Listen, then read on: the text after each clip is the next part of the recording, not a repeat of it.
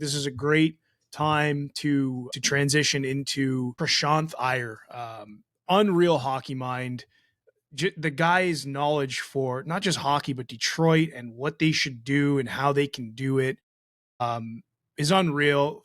I'm sure you guys know the name Prashanth Iyer. Check out his Substack. He writes an article pretty much every offseason titled "If I Were Steve Yzerman," and it's meaty. Like it's really meaty, and he really goes through the whole kit and caboodle, as I like to say. So this is kind of a giveaway, but he's obviously going after Ehlers as his big fish on the left wing, and I believe he signed him for a 7x9 or 9x7, $9 million over 7 years. Zach's going to give me crap for that one.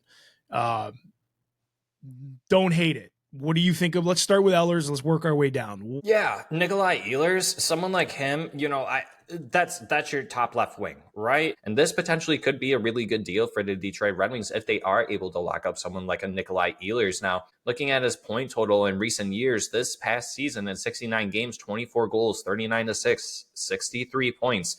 Season before, 61 points in 82 games, 25 goals, 36 assists.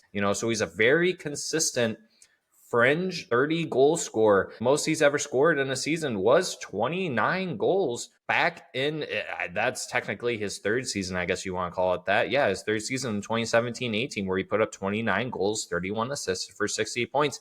He's never been a point per game player. However, if you inserted him on a Detroit Red Wings team with a Dylan Larkin and then having a Lucas Raymond, and that's one thing kind of looking at the Winnipeg Jets, is that they've never truly had a center that was quite like Dylan Larkin or someone that was maybe on par with them. They've had some pretty decent centers like Mark Scheifele and players like that. And if I were Nikolai Ehlers, I would be very intrigued going over to a Detroit Red Wings team that is, and fans might be hesitant to say this, that they are on the up and up, and they are. And whether if you want to believe that or not, that's my take on that. I do believe that Ehlers could come in and be closer to a point per game player and be very similar to a Lucas Raymond and a Dylan Larkin.